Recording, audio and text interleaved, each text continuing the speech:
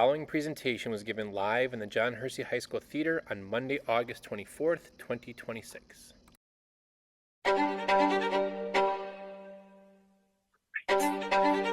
Finding the right fit. Person, people, place, program, price.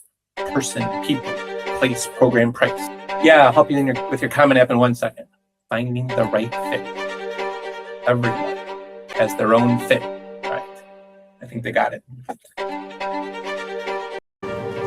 That was just for my enjoyment. It had nothing to do with anything.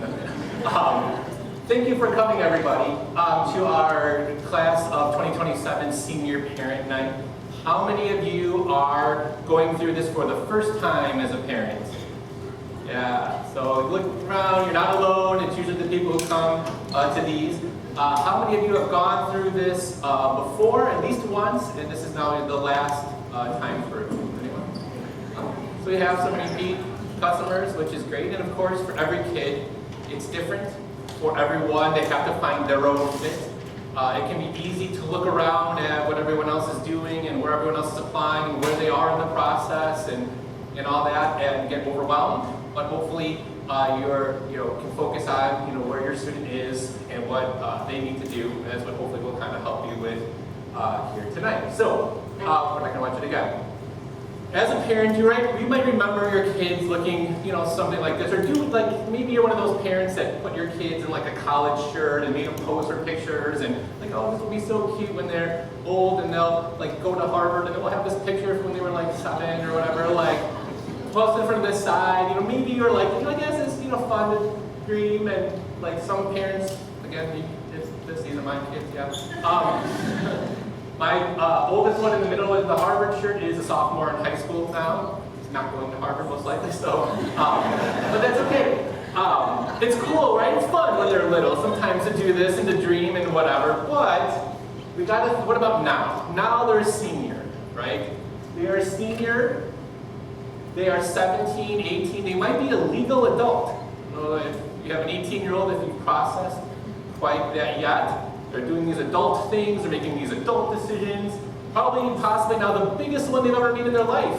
$100,000 to $300,000 possibly decision, right? And they've never had to make one regarding school because you told them for the last 13 plus years where to go and depended on, where you lived often and so on and so forth. But did we mention that they're only 17 or 18? They can't make these decisions. They're still right. They're in the shirts. No, but they're in that weird time, right? So how can you help them make this adult decision, being an adult, but knowing this is their first time through it? How do we go from maybe not so much just throwing them to the wind and good luck, guys, but also avoid, something like this, where where you're like micromanaging, every possible thing in their life, right? Where you're not going to college with them most likely, unless you're also applying, but so you have, balance that, right? So what can you do as a parent, right? You can help them. So I should have changed this from last year. I don't know if you remember that our gymnast, when we had the Olympics a couple years ago, there was the one guy who was like the pommel horse only guy. Does everybody kind of remember that? I used this a couple years ago. And like, that's all he did. But he was like the Clark Kent guy when I'm Dancing with the Stars. Some people kind of remember that. He had one event, but he was awesome at that one event. He wasn't a Simone Biles. And so he wasn't an all-around. And so who is your student at this point? Are they the all-around, or are they that focus on one area and help them find, again, that best fit for them? And each child, again, is unique. You should have already started seeing my weekly emails, the highlight of everyone's Sunday afternoon. But I do put a lot of time and effort into making sure that information is relevant and keeps you on track and helps you get going. So I hope you are reading those and you are encouraging your senior to do so as well. One of the big things is to help them stay organized. One of the things that if your student came to boot camp or they came to the quick recap boot camp workshops I did today, talk a lot about how it's important to be organized. It's a super boring topic to talk to a 17 or 18-year-old about. You should get a spreadsheet and you should get a full, they don't want to, that's like not exciting, but that's maybe again where you can really help because organization in this process is key. One thing for parents for sure is to talk about finances and set up those parameters.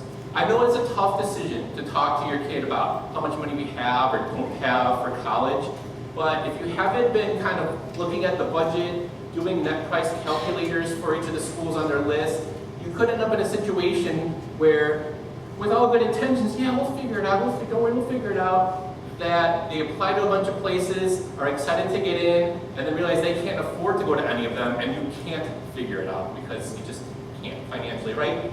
So as upfront as you can be, definitely I would suggest under promising and over deliver if you can, versus over promising and then have to under. If that makes sense, right? So err on the side of caution. Stay positive and help with those emotions. There's going to be a lot of emotions this year from them, from you, from maybe your other kids if you have them. Like this again, I'm tired of hearing about it. I'll kind of end with an analogy at the very end, but each student you're going to have to take a look at. Do they want to talk about this every night? Do you want to set a 6 p.m. on Sunday is the time we're going to talk about this, and you must talk to me for 15 minutes about it, and then after that, I won't bother you the rest of the week, or how does it work? Because again, it can be very emotional throughout the process, right?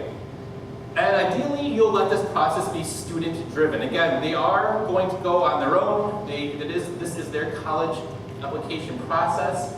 So it's okay to remind them to check their email or to fill this out or to do that, however works for you. But think of it this way. This is an analogy that I didn't make up, but I've seen it in a couple places now. Right now, consider yourself probably like a manager. You manage their schedule, their meals, their laundry, that kind of stuff, whatever. But soon when they go off to college, assuming they go away, you are going to be now more of a consultant role, right? You're no longer managing the day-to-day. You're not doing their laundry, but you might pick up a phone call, like, how do I prevent my wife from turning pink again?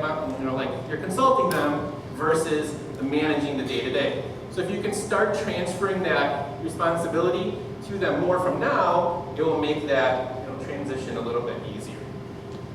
All right. So, some things you should try to resist. I know it can be hard because we want to help our kids, but please try not to do the applications for them, okay? Especially when it comes to things like essays and stuff like that, it has to be from them. I've heard a lot of stories over the years as a counselor of things where parents doing stuff gets, messy. Some colleges sometimes will call an applicant and say, were you really born in 1975? That seems kind of old for like, oh, nope, mom was filling it out in an auto-filled, and that's now you got the wrong information and it's a big mess, right? So let them do it. Have them contact their counselor or me or the college reps or whoever with questions. Your students, like if anyone's been to our new area in student services so far, if not, come Thursday night to open house and check it out. When you walk down that hallway, my office is right there, out in the open. It's got all these windows. It won't let me even cover the windows. I'm like in a fishbowl, but you can't miss me.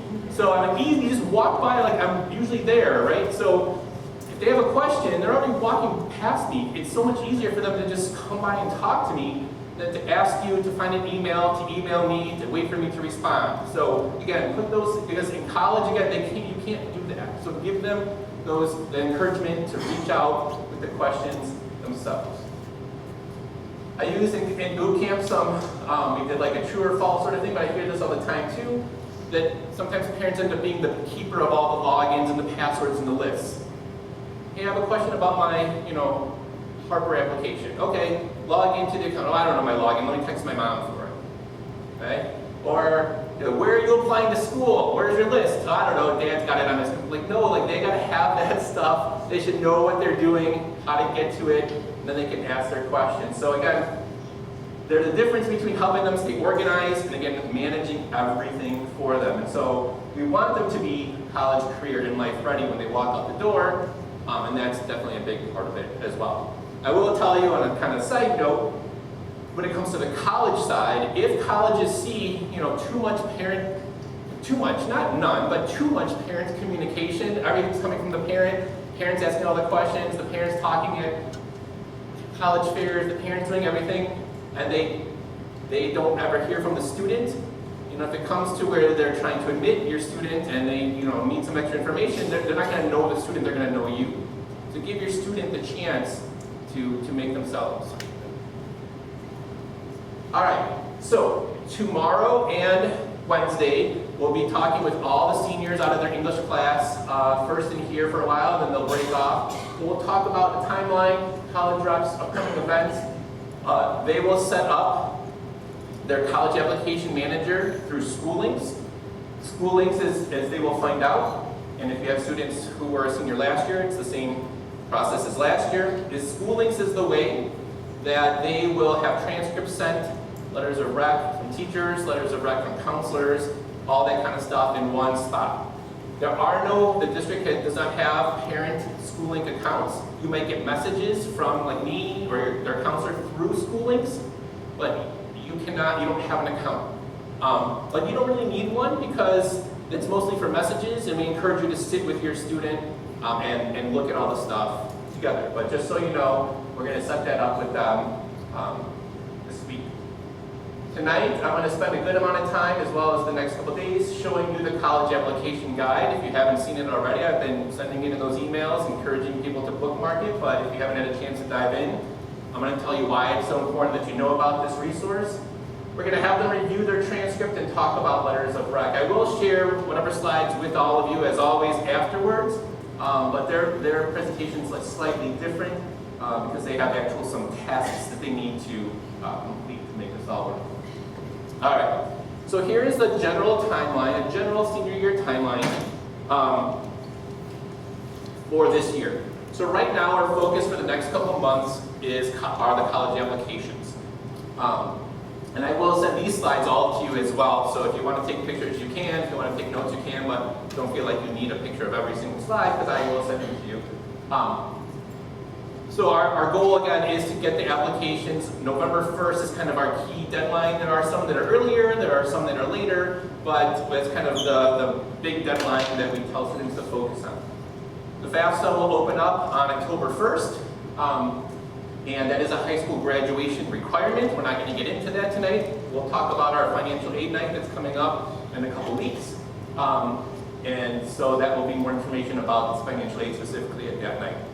Scholarships are ongoing, but the biggest scholarships that students get are typically from the institutions that admit them.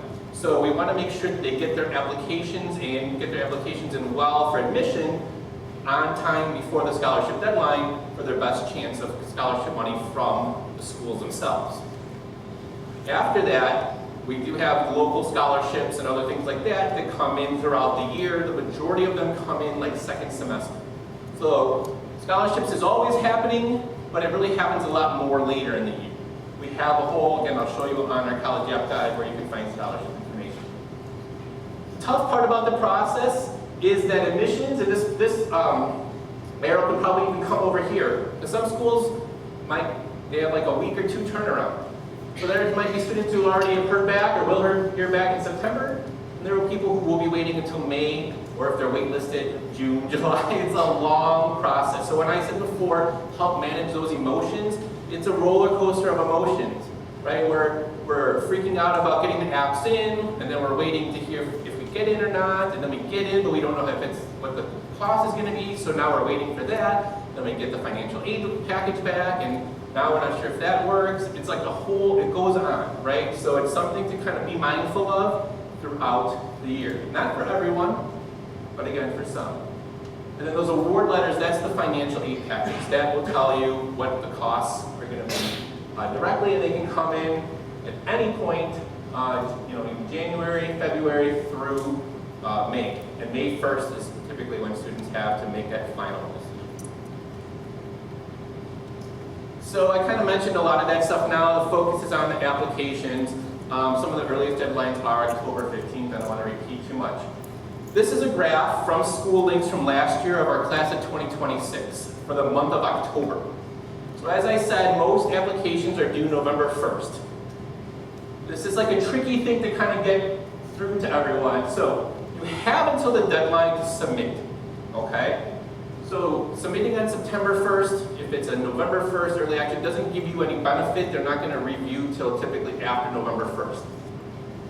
So when you're done with your part, you want to submit it. However, Waiting until October 29th or 30th and 31st also is probably not the best idea either.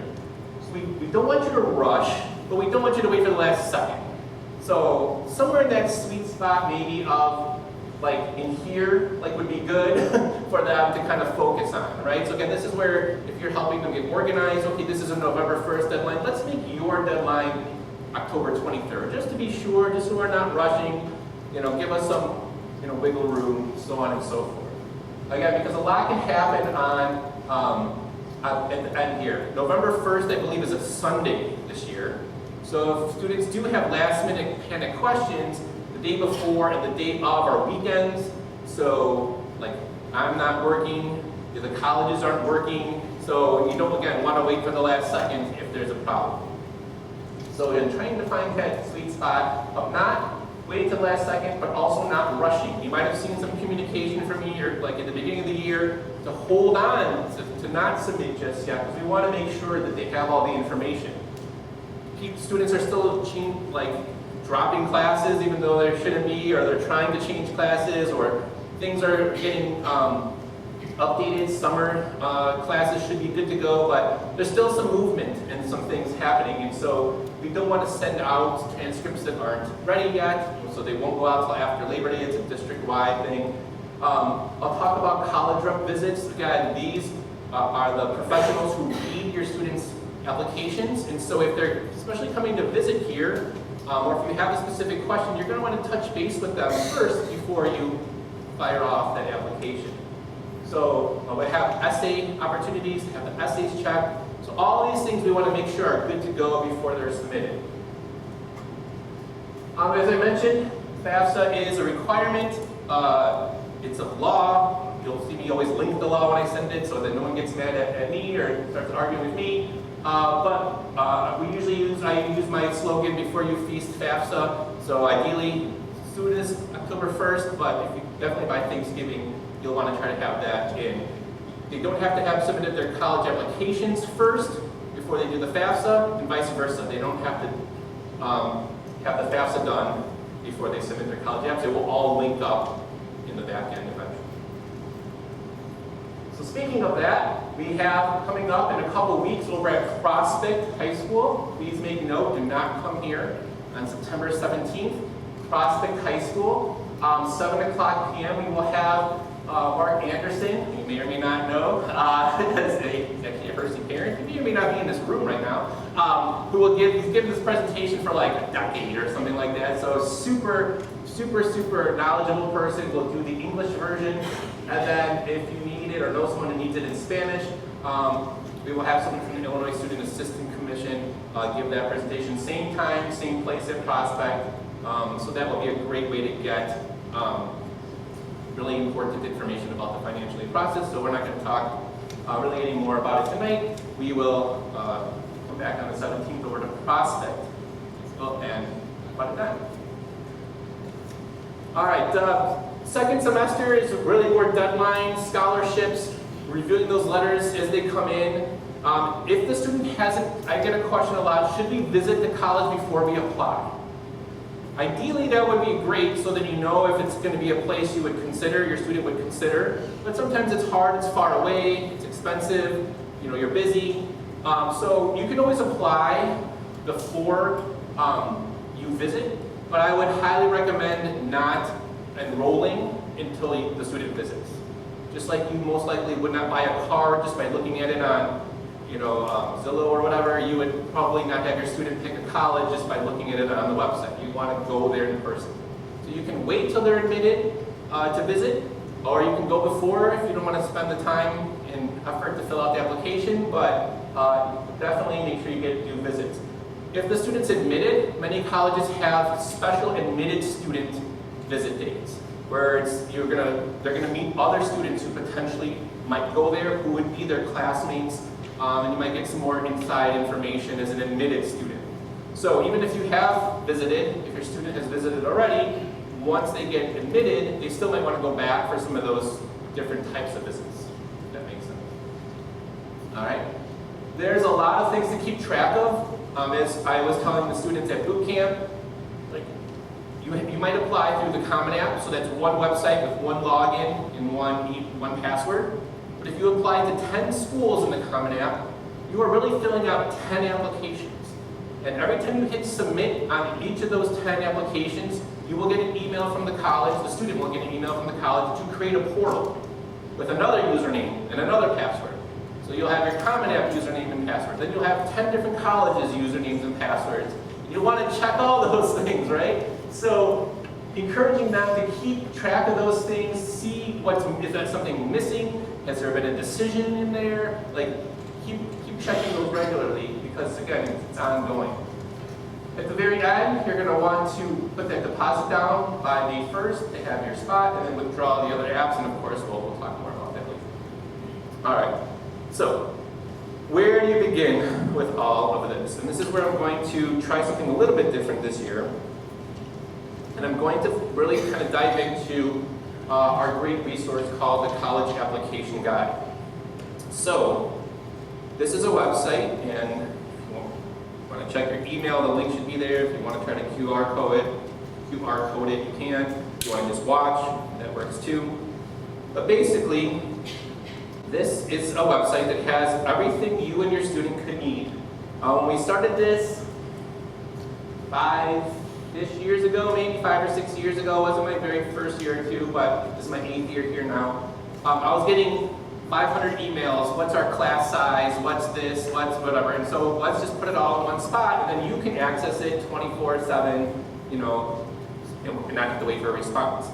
So there are all these different menus, and I won't spend too much time on all of them, but the first, it kind of goes in order. So the first one is creating your list. So if they don't have their list or they want a refresher, here's where they can go watch some videos, they can get to that school links. If you're curious about different admission rates for early decision, regular decision, I'll talk about that in a second. In-state or out-of-state, there's some great menus there. But this is an important one to have your students bookmark or look at, and that's our college rep schedule. So like I said, we have a lot of college reps coming, and in fact, I think we're up to about 90 so far. And each year we have close to like 100 that come throughout the fall. We're starting on officially starting Tuesday the 1st, except Harper's coming this week. And I'll talk about Lollapalooza here in a minute, but you can see so far, these are so far the schools that have signed up. So basically we have all sorts of different schools, all just from everywhere. Big, small, selective, non-selective. I mean, you can see some of our weeks, like the week of September, this is actually homecoming week. It's gonna be packed. There's gonna be like a lot of reps, they even blocked off the Friday. The week after, it's gonna be busy with tons and tons of reps coming. So if your student is applying to any of these schools, especially if they're more selective or have a more detailed application, I would highly recommend they look at this and plan on coming to some of these visits. Now, if it's during a class period, we do need a pass signed by a teacher. So again, they should be strategic. So they can't just miss math every day for like every single school. Like this, they're gonna, as much as they may want to, we're gonna notice. Trust me, we'll notice that. Well, you're here again. You're interested in Idaho Tech and Vanderbilt. Okay. But again, if they're on their list, if they're serious about it, they should try to come. If it's their lunch block, so basically it's the first 35 minutes of our second block, or each of the lunch periods. So this is basically A lunch, B lunch, C lunch. So if it's C lunch and they have C lunch, they can come to all of them if they really want to, or if they have an open or a study hall. But if it's an academic class, they're going to have to pick and choose a little bit more. As you can see, I have the rep's name and their email on here, so if they do miss the meeting, they can always reach out to the rep and say, hey, I'm sorry I missed your meeting. Can I get some info? Or in advance, I can't come to the meeting. I have a test or something. Can I swing by and just grab your card or pick up a pamphlet or something like that? And that way, at least it gets them on the radar. So again, you can see we go all the way in. Not so much November, even though we have the options, but we have quite a few. Harper will be here the last Thursday of the month from now through November to help students apply for free. As I think we've mentioned in previous presentations, if you've come, Harper, in my opinion, should be one of the plans, whether it's A, B, or C, because it's a great financial fit, great fallback, or it's a great first choice for a lot of students as well. So there's no harm in putting an application out, having it ready to go, even if that means they're just taking a few classes in the summer before they go, or next summer after freshman year. You can take some classes and transfer them back and save a lot of money that way. So this is where you can find the rep visits in the first menu. There's some fairs, not so many in the fall. If you visit campuses, I know I've shown this in the past, this is schools that are by size and setting that are within about a 4-hour drive of here. So if you're still looking for places to visit, we have a huge list here, along with question sheets and so on and so forth. The next area that I was kind of mentioning was the getting organized piece. And so if you're looking for a detailed tracker, this is one I stole from someone called the College Essay Guy. You might have heard of him. And this is where they can put their schools by reach, match, and likely. If we talk about in the fall, they can see what app are they using, Common App or the college's app. Here's where they can keep track of all the college portals and passwords. If you do the net price calculator, the average test scores, are they submitting their score? How many essays are there? Is a letter of rec required by anyone? The rep's name. So this is something that as a parent you might be able to help research for them, right? I think it's okay if you look on the website and help them fill this out. It's a little bit different than filling out the application, but hey, like I want to take a look at the schools you're applying to and see what the mid 50% is, or look up, the counselor letters of record, or whatever. Or at least encourage them to keep updating it as things come up. So again, this is just one way that students can keep track and keep everything organized and give themselves, again, those deadlines of when is it due, or what deadline are you giving yourself.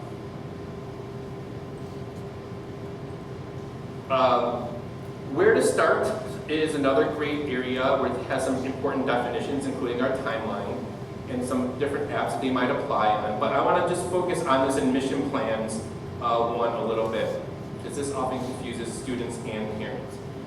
When they're applying to a school, there are different ways you can apply. And you can see there's 5 of them up here right now. One of them is a binding way, and that is called early decision. Right here. Early decision, with a D, decision, is where and not every college has this, is where a student is telling that school, you are my #1 choice. I love no other schools more than you. If you admit me, I promise you that I will go there and withdraw all other applications. It's a pretty big commitment. And it requires them to sign something special, like or type their name in, specifically that they understand it. It requires you as the parent to also sign off that you understand this. And then it requires the counselor to sign off that we went through all of this with you. Okay, so if your student's like, hey, sign this for college, you might want to hold on a second or wait until you look at it more, or get an email from me saying that we talked about it and please confirm that you understand what this is. In my previous 7 years here, we average about 25 to 30 students a year, so 5% of the senior class at most. It's not a common thing. But for certain students, in certain situations, it does help them, so it's something to look at. But if your student isn't sure, if you're not sure about the cost, because again, by saying that you'll go there means you're going to pay the bill when it comes. So you really want to do your research and make sure that that's the best route to go. Otherwise, the other ones that are non-binding, meaning you still have till May 1st to decide, are the better route to go. Specifically early action, because that is an earlier date with an earlier decision from the college, but without it being binding for the student.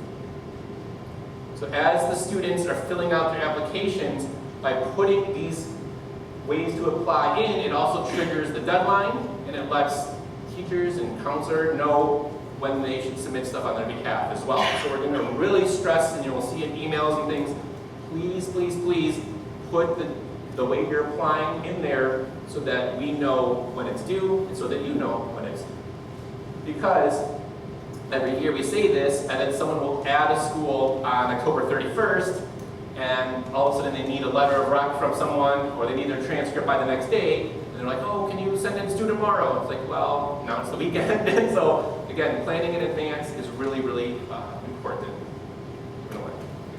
So you can find a lot of information there. There's some school-specific stuff, but a lot of students use the Common App, which is its own menu.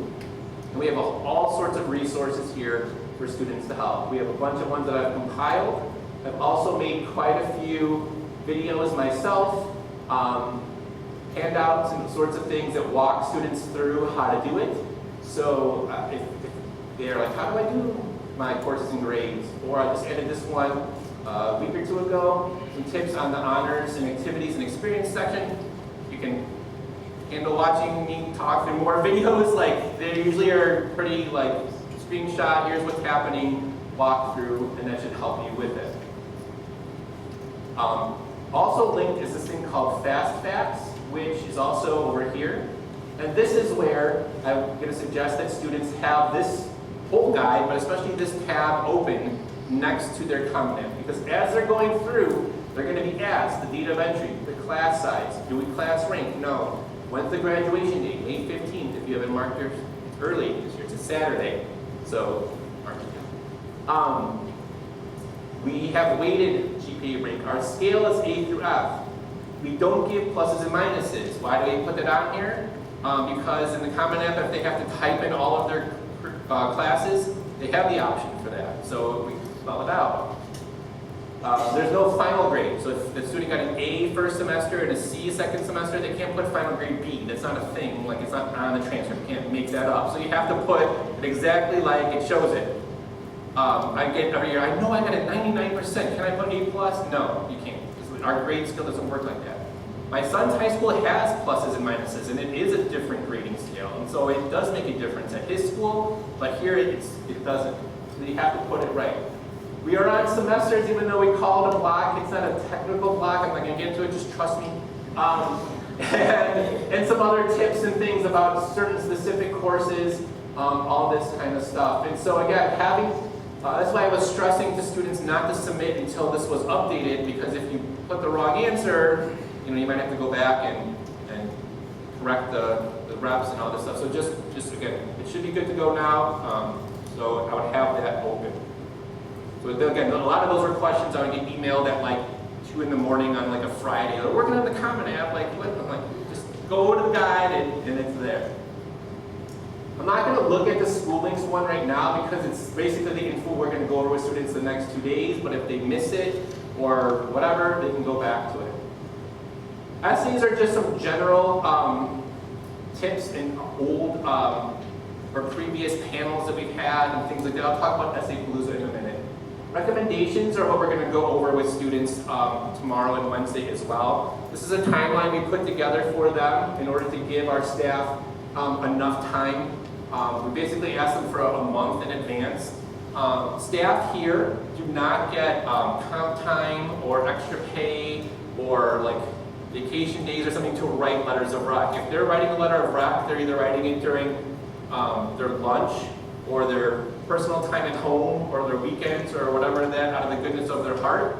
And so to spring one on them the last second, hey, this is due tomorrow, can you write me a letter, isn't really fair and probably not going to be the best letter. Our staff are not going to write bad things about your kid, but you want them to write in a positive, happy mindset and not, I did this yesterday.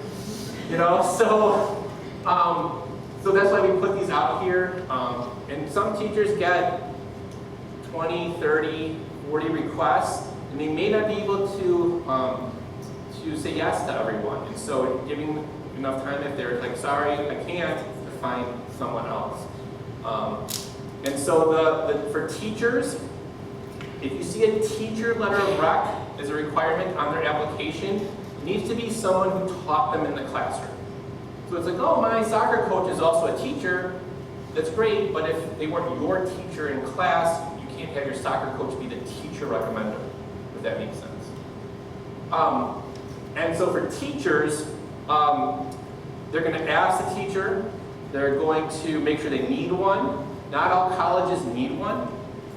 Some are required, yes. Some are optional. If it's optional, is there something that that teacher has to say about your student that isn't evident throughout the rest of the application that your student really thinks, I need the college to know this? If it's just going to be, yeah, they were a great kid and they got all A's and they came to class, they were a pleasure and they're going to be a fit, like, that's awesome, but that's not adding anything that's more. They're probably going to see that in the grades and all the other stuff.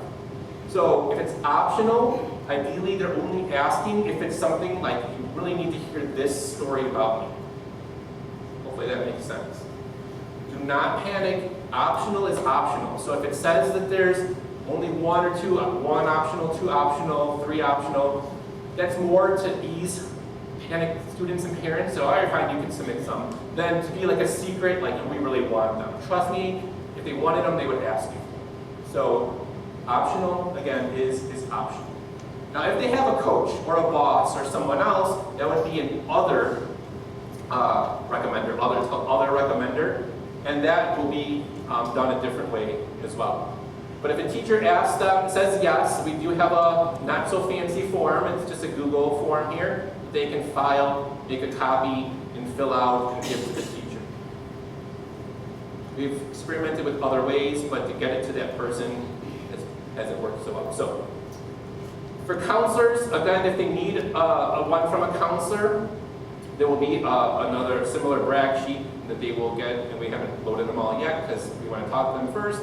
But same deal, they'll fill that out and ask the counselor, and then again the other will be different as well. So it's really important for your student to look through all of their applications, see how many they need and from whom, and then go about it, versus just going and asking like 15 people and they can't do anything. There are some schools, like our most popular four-year school that people apply to, U of I, Illinois Urbana-Champaign, that does not want them. It's not even an option. There's nowhere to submit it. So no matter how much you want your student wants their teacher to send something, if you try to sneak it in the back door or mail it through the snail mail, they're going to say you're not following directions, and it's going to be worse than having them read the letter. So follow the directions. There are schools that won't take them. So again, don't make people do extra work. So encourage, again, them to look through all this. We do again have a whole financial aid section that you will see linked much more. A lot of it still has last year's info. There's some information on net price calculators, schools that may need if you are a family that has financial need. You can create your FSA ID right now, but again, you might want to wait till September 17th to hear more. Again, a lot of this information is from last year, though this is our new rep from the state who will be coming in and helping our students. Yes, there is a way to opt out if you don't want to do it, but you'll see at least you're going to have to wait and read my why you should do it anyways pitch, and then it's totally up to you. But again, it is a state law, Illinois Public Act 101-0180, so don't mess with we have won a gold medal for 6 years in a row, so, and number 1 in 214, so I really would like to keep that streak going. So, it's all on you guys. Don't let me down.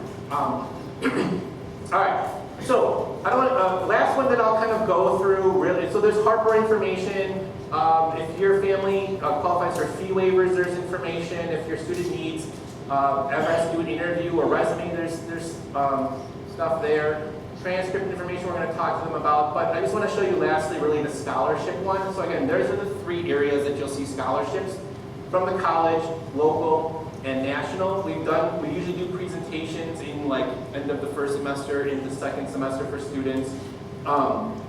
Again, colleges directly are the biggest place where you get the scholarships from. We do maintain a local scholarship spreadsheet. As you can see, at this point of the year, we really only have one, but if you go to expired scholarships here at the bottom, you can get a sense of other ones that have come up in recent years and what they're all about and when the due date is. You can see a lot of due dates in March, May, April, so you can kind of, not all of them come out every year, but you can kind of get a sense and search, oh, this, I want to keep my eye on, this one, because, I'm, whatever, I meet the criteria. But again, we want the focus really to be on the college applications directly, but we do have a lot of resources for it as well. So I hope that your student especially will take time to go through the College App Guide. We'll have it bookmarked, we'll have it on up while they're working on their stuff as a one-stop shop for information. All right. Don't have any? I do not have any prizes, so it's just for pride. Pop quiz. If your student is applying to U of I, Illinois State, DePaul, Loyola, Michigan, Northwestern through the Common App, and they're applying to Harper on the Harper app, and it is at the Iowa State's app on their website, how many applications is your student filling out? 3, 8, 4 seem to be the most popular answers. It's 8. It's very important. Go back. 1, 2, 3, 4, 5, 6, 7, 8. You have to tell them to keep each one as their own. The Common App is not something you apply to. The Common App is not something you submit. You submit the DePaul application within the Common App. You submit the Loyola app within the Common App. There's half of the application is the common part, but make sure your students don't sleep on this college-specific part. College-specific questions, which include, how are you applying? When are you enrolling? What's your major? Do you plan to live there? And then possibly more essay questions. And so if students don't look at that section at the very end because they're focused on the common part, they might be surprised that they have a lot of other stuff to do.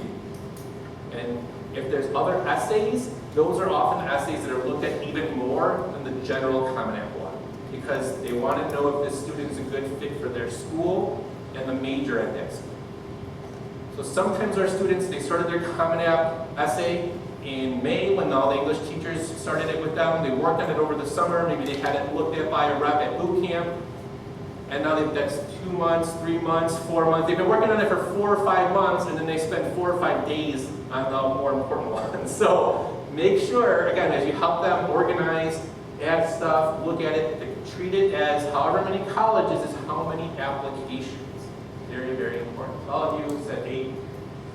So pat in the back. And this is a screenshot from the Common App. So another way that you can help is to help them look at the fine print. When they get into Common App, and this is the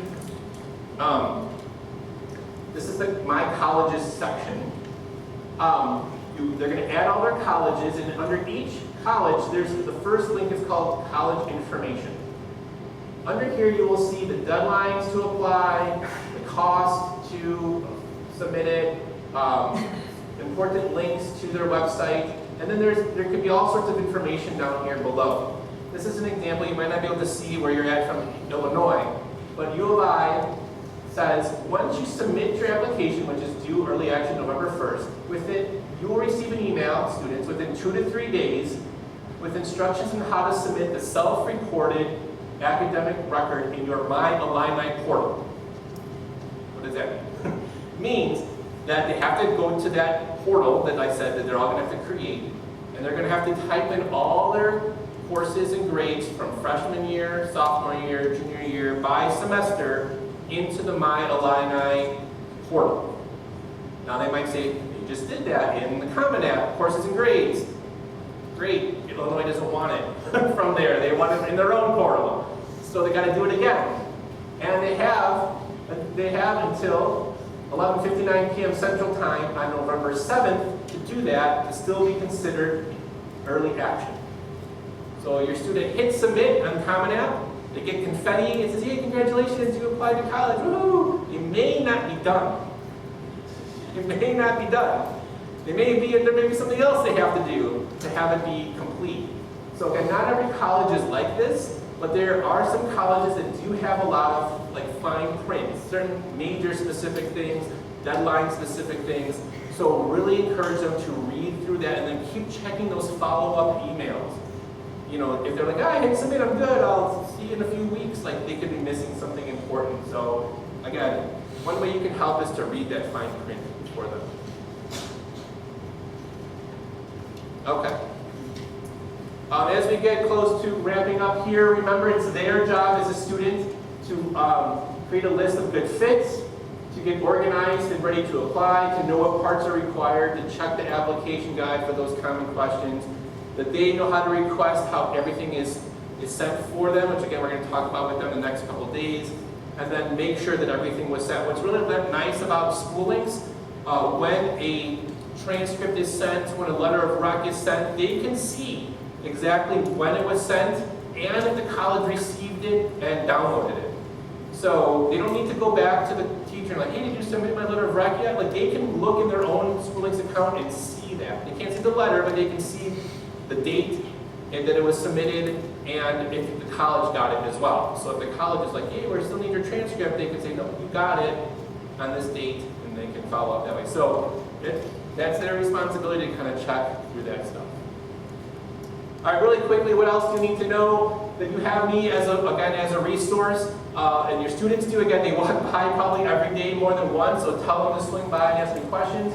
Mrs. Vargas, our post-secondary assistant, one of her main roles is that scholarship spreadsheet. So she'll be like organizing that and putting those things together so we can send it out. We're in the middle of our Lollapalooza week, and we'll put up the schedule here in a second. I talked about the reps starting. We don't have a ton of fairs this year. And I'll talk about College Essay Palooza. So our 5th annual Lollapalooza, or Life After Percy Palooza, is going on currently. So again, the two that everyone's going to attend are out of the English, whether they have an A day or B day. We have a variety of other Common App workshops. Harper's coming Thursday to help students apply for free.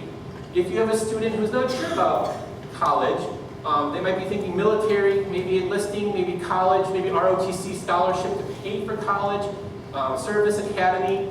On Thursday during 4th period, Mr. Paith, one of our social science teachers, who's also a lieutenant colonel in the Air Force, is going to go through all of those options with our students. And if you have younger students, it's open to all grades. It's the one thing that's open to all grade levels. So he's a great impartial but informed source to kind of lay out all the options, whether it's college and military or non-college and military. So I think it's a great way for students to get information from him as well. If you haven't had enough of me, stop by open house on this Thursday if I have a voice left after this week. And you can ask me some questions there. And then again, Friday we have some more workshops for students. So encourage your students to attend some of these events. I already talked about college reps, and so again, I already talked about this, but again, this is from our Indiana rep last year. You can see it's pretty full in our room, so we encourage students to try to sign up in advance in schooling so that we know if you need a bigger room or not. Essay Palooza, I looked it up. This will be our 11th year of Essay Palooza, which is pretty awesome. So it was here before I got here. I will do a kickoff for students in the theater next Thursday, September 3rd, to tell them more about what it is, give them some tips, and then have them sign up. And then the sign up will begin after that. And this is like just a picture of how it looks in the arc. This is only one half of the arc. We usually have the other half of this, not the arc, this is one room in the arc. Half of one room, and it spills out throughout the whole area. We usually have like 60 different staff members, administrators, everybody volunteer to read essays. It's really a huge tradition and a big envy of all the other schools. So it's a great way for everyone to kind of get on board. So what they can do is sign up for 2 sessions max. They can bring the same essay twice. They can bring one time, one the other time. They're 20-minute appointments. So really you can only get through one during that time.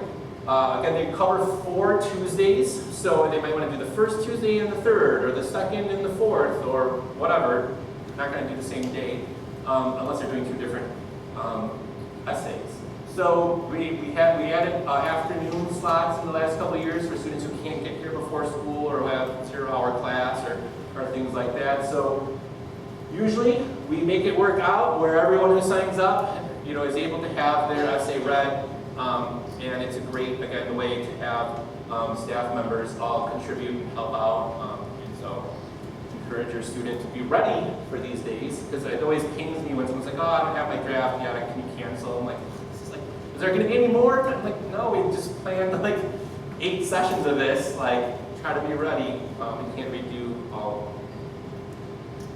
You might have seen a lot of push for our social media sites, both from here and from our school in general, because we know you and your students get a lot of emails, a lot of them, I get it. If you're scrolling, if you're a scroller, and you might as well have this information in your feed. So one of the ones I've been pushing is our Instagram, because when you get to 1,000 followers, you can go live. And so if we're ever at a workshop, or if I'm at a campus visit or somewhere, it's a cool feature to be able to go live and show everyone what's happening. Our YouTube channel has over 400 subscribers, so if you're subscribed, thanks. So it's where we put a lot of things, like hopefully this presentation, if it's recording properly. And so definitely check out a lot of tips, and again, for the Common App, ones that I've recorded, there's a lot of them on there as well. So finally, kind of a couple things, just one last recap, that you can help them determine their fit. Read those emails to help stay on track. Again, I know it's every week on Sunday, but again, sometimes if you look at the whole year at once, you're like, this is overwhelming. So I'm going to walk you through each week. Each week is what you do. Hopefully that helps. So far, in my 7+ years, no one has said, please take me off the list. I might have stopped paying attention, but no one's told me to take them off. So I think they pretty much have been helpful. Help them stay organized, talk about those finances, stay positive, and let the process be student-driven. So my last piece of advice or final words, I guess you could say, are, when I send this out, this will be linked, you can listen to this podcast. This psychologist, Dr. Lisa DeMoore, likened the admissions process to an unwanted roommate. Again, this can be a stressful time, right? So think it's like you're sitting at the dinner table, and it's you and your kids and whatever, and then there's this roommate who's there all of a sudden. This person that's sullying or soiling the dinner conversation, and it's the college application process. It's taking over everyone's mood. Your other kids are tired of hearing about it, and if you let it get to you and act like this is going to be here forever, it can be really kind of demoralizing and not a fun process. And hopefully this is somewhat fun at some point, because it's exciting and they get to pick some places they want to go and learn new things. We don't want it to be like this drag. So if you think of it as, I just got to get through this process, I got to get through the holidays, cousin Eddie here, whatever, just got to get through that, and then they'll be gone. They'll be gone, and then we'll go back to pretty much normal, and everything will be fine. But if we treat it as this thing that just virus that takes over everything, it's not going to be an enjoyable process. So if you kind of put it in that perspective, hopefully that will, okay, yeah, this is just something we're doing now. We're going to talk about it, but we're going to get through it, and there'll be life after college application season. So they explain it better here if you ever want to watch that. So with that said, I know it's a lot of information, and I could keep going, but I'm going to stop. If you have questions for, general questions for the good of the cause, I can definitely field some questions. If you have individual questions about your student, tonight is probably not the best time, to sit here and ask or whatnot. Not that I'm trying to tell you to go away or anything, but it'd be a lot better for you to reach out to me and say, can we meet it?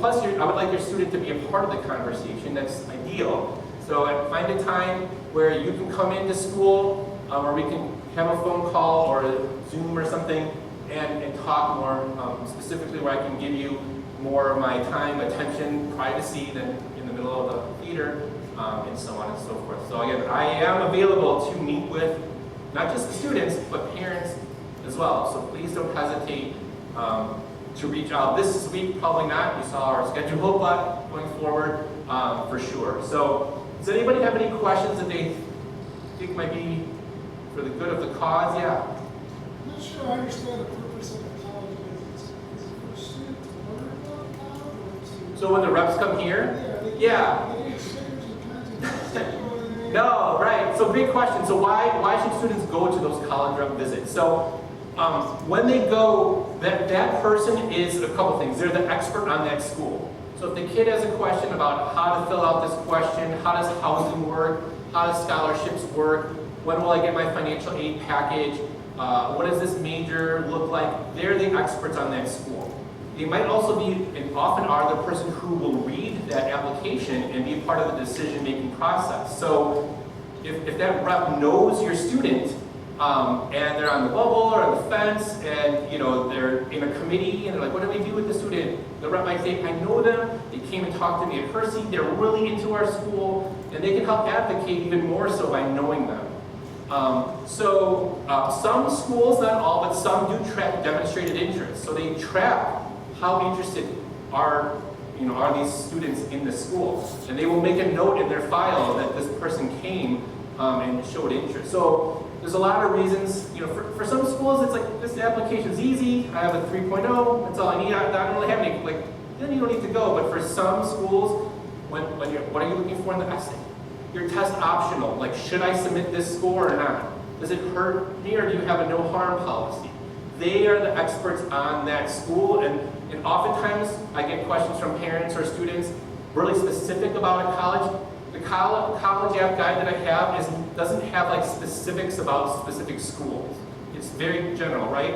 So sometimes I'll get a question and be like, I checked the college app guide, but I don't know the exact blah blah blah for this. I'm like, yeah, it's not going to be on there and be overwhelming, right? That's where you go to those college reps and go right to the source before you go to Reddit or YouTube or TikTok. Go to the source, those reps, because they're the expert and they work for that school and they're going to give you the right information. I can't stress that. It's a great question because I can't stress it enough that take advantage of these. It's always disappointing when I know we have 20 students apply to a school and then no one comes to the visit. It's like they're here to tell you what to put down and on it to help you. Yeah. Thank you for your presentation. How do you advise student athletes as they try to balance between waiting for coaches to respond and also pursuing university? Yeah, great question.